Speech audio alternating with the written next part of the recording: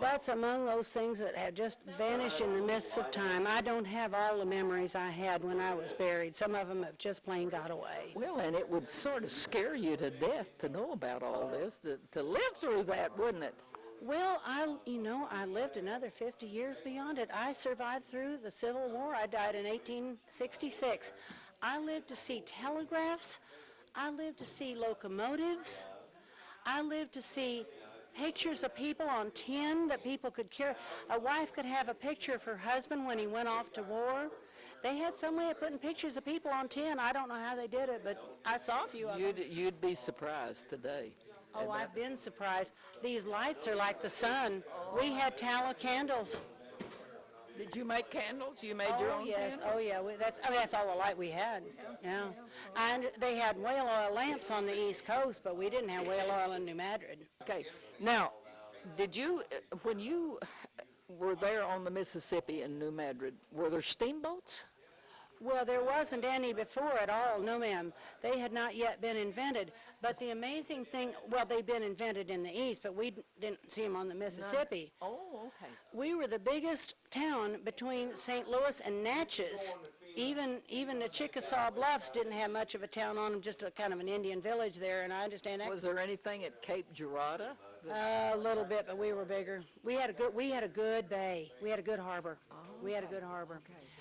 But you asked about the steamboats, though, and that was amazing. Did you ever ride on one? Oh, mercy, no. But let me tell you, though, the first hard shake in December had just happened a few days earlier, and we don't know what's going to happen next. And we see this smoke upriver, upstream, and it seemed like it's moving, and we're watching this smoke, and it seemed like it's following the river, and pretty soon it comes where we can see it, and there's a boat on fire coming down the river. But it kept on coming. And well, it had the smoke. You could see the smoke. And it had one of those big wheels? But the smoke was coming out the top of a pipe, and it did have a big wheel like that. And we thought, we're saved. They'll take us away. They'll take us to New Orleans. And this fellow come up, and it was a boat, and it had a fire in the middle of it. And the man's name was Nicholas Roosevelt. Funny name. We'd never heard anybody with a name like that. Roosevelt? I mean... It got to be quite famous a little later after this, but Roosevelt? Yeah, Nicholas Roosevelt. Yeah. And his wife was on the boat, and she had a newborn baby on a boat with the fire in the middle. Can you imagine? And anyway, we thought we're saved. They'll take us all to New Orleans. He drew up out there in the middle of the river, and he would not land. And we said, no, come on in, we need to get out of here. He said, no. If I land, you all will swamp my boat, and I'm not fixing to land. Well, how many people would you say were there watching him? About 400. Oh, you would have swamped him. Yeah, it was the first, what we later found, it was the first steamboat ever to come down the river, come down in the middle of the earthquakes. Really. It did. Yes. And that was the first one. Now that you came said that some other Roosevelt did something? Yeah, he, quite famous, that name Roosevelt. I think we've had a couple of presidents. He became president? He became president. You'd be surprised. We got a New Deal and lots of things. Okay. And a lot of parks. So it must have been one of maybe his grandson or something like that. Yeah. Can you imagine taking a newborn baby on a boat with a fire? Now here's the other thing about that. The Indians thought the fire canoe had caused the earthquake, so the Indians were trying to sink it. But he was smart. They thought the steamboat had caused the earthquake? Fire, yeah, the fire canoe, right. The fire canoe. Here's another story about that, and this is also quite true. This is a wonderful story, also about the steamboat. So they continued on down the river, and the quakes kept going.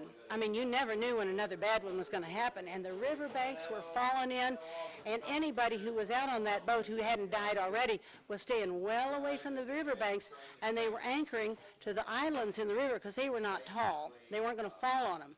Well, now listen to this one. So one night, the name of this first steamboat was called the New Orleans.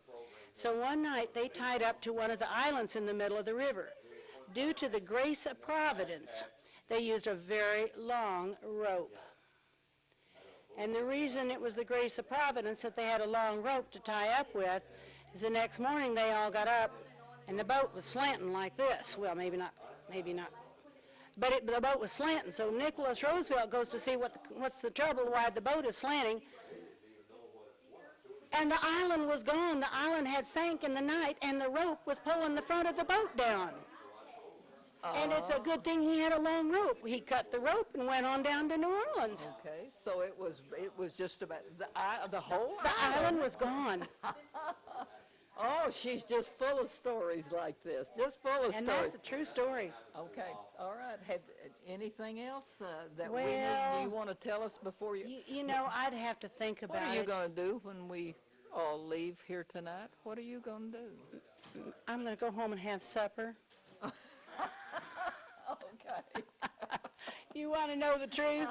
Okay. Now, you had some questions you wanted to ask Marion, too, and I'm sure she seems to be pretty nice. She'd probably be willing to talk to you, but all right. I just can't speak for her. All right. Do you suppose, where do you think we could find Marion? Well, she'll probably, I can't drive. If we're going to go home and have supper, I believe she'll have to drive. Okay. All So, right. I'm going to look for her. Okay. All All righty. Good. All right. Thank you. You Thank bet. you. It's You been bet. great to talk to you. Do I need to help you back? No, ma'am, I'm right spry. Yeah. Yeah, I live to be 86. Yeah, you're doing good. All Okay. And now let us show you the real walking and talking, the real live in the 20th century in 2011, John and Marion McDowell. McDonald. McDonald. Yes, sir. McDonald. That's right. And you all have been, I'm amazed, you all don't get paid to do this. This is just, what, labor of love? Yeah, you could say that.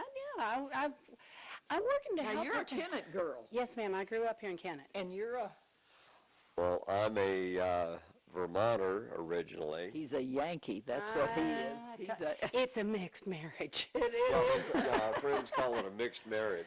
But we've both been in California for 40, 50 years. Well, so we get along okay. He's better than he used to be then. Quite a bit. Oh, I okay. hope so. All right. Okay. I believe he was enlightened why he came out there in the first place, you All say. right, okay. Well, it has been great to have you all in Kennett, and we're going to enjoy showing this to our people on the cable. Well, it's Well about done. It's Well about done. it's about educating people, and the thing about it is, it doesn't have to be that big of a deal.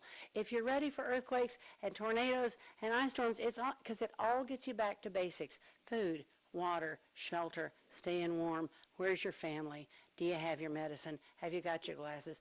It doesn't matter what the disaster is. It's the same. It's back to basics, real fast. And we can't go out and kill a deer. empty now. Is You that- would advise every household to have this, wouldn't you? Well, this is a start, and the reason we brought this is absolutely incomplete in a big way. Candles, But see, paper there's hardly towels. any food in there. There's no water, but it's a start. Yeah, there's That's the canned whole point. food.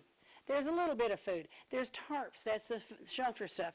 The point is, this is not finished. If you wait till you can do it perfectly, you'll never do it. Okay, so start in, and is water, do you anticipate water being the big Oh. problem?